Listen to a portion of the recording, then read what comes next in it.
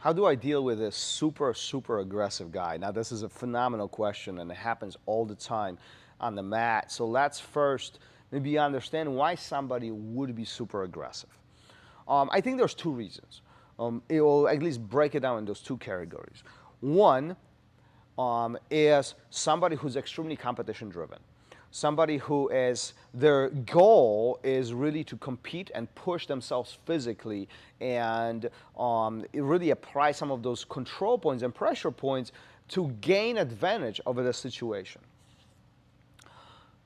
Second category, it would be somebody who doesn't have enough technical knowledge and they are trying to compensate the situation with their power and strength simply because that's all they know. That's the only tool they have. Right? And if you've been training for a while, you probably know what I'm talking about. I think at some point or another, we all find ourselves in this position. You don't know what to do, and you start squeezing. You start pushing. You start just exploding because you're trying to get out of that situation. Right? So if you take these two positions, our approach to each of them should be very, very different. So let's first take the competitor, because I think that's a little bit less common situation. And that's much easier to resolve. First of all, if you're not a competitor and you sparring or you training with somebody who is competitor or actively competing and they are in that competition mindset, you need to tell them. You need to be very transparent about this and say, listen, I get it, you're competing, I understand. It's just that level of intensity is just not for me. And I'm going to ask you to slow down or maybe even change partners. And that's fine too, right? And obviously, if the competitor addresses this back and say, "Listen, this is good for you. I'm going to go lighter. I'm going to adjust this accordingly." And that's what I would call a great training partner. Someone who adapts based on their partnership and then trying to help each other out while we are challenging somebody. This is, I'm not talking about let's flow and let's just move around, let's sit, let's chit chat. I'm more talking about, listen, we're still going to challenge each other mentally and physically. However, I recognize the fact that you are not in a competition state and you're not competing, and maybe I might be going too hard, right? So that's the one. Let's talk about the other one. I think it's more common and a little bit more difficult to address. So again, the second part will be when somebody doesn't have the technical knowledge just yet, and they compensate with their power and strength in order for them to escape, survive, coexist in these jiu-jitsu compromise positions, okay? Why is this more difficult? Well, simply because they don't have skills. They don't know how hard is really hard. Most of the time, I feel that those students don't even know that they are going hard. It's not intentional. It's more of I like to think about it as more of a survival mode, right? So survival versus escaping are two different things.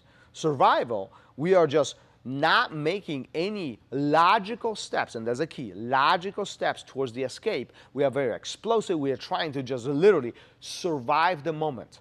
No matter what it takes, we are surviving. We're doing all of our power to get out of that position.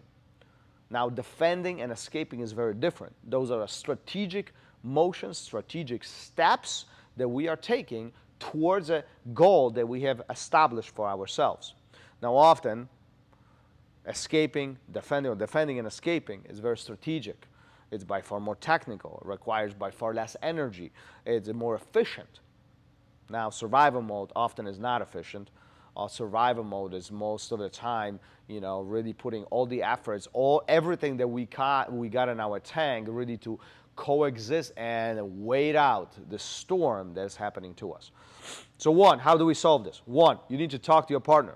Two, if necessary, if they are not aware of what is happening, engage the instructors, engage the coaches. That person really could use help simply because they are not learning. If they are using power only and they are not technical and strategic about what they are trying to do, they are not learning. So one, you are helping them out, but two, you are making much easier for your training, okay? Taking all this aside, Should I avoid super aggressive people and super aggressive training partners? Well, listen, I'm going to leave that up to you. Okay, nobody wants to get hurt. Nobody wants any accidents on the mat or off the mat. However, avoiding people who are in those situations, really, does that put you, are you training against people who are aggressive? What is Jiu Jitsu really? It's a way of protecting ourselves. See, these aggressive individuals, they are also a learning curve for us because they set our expectations.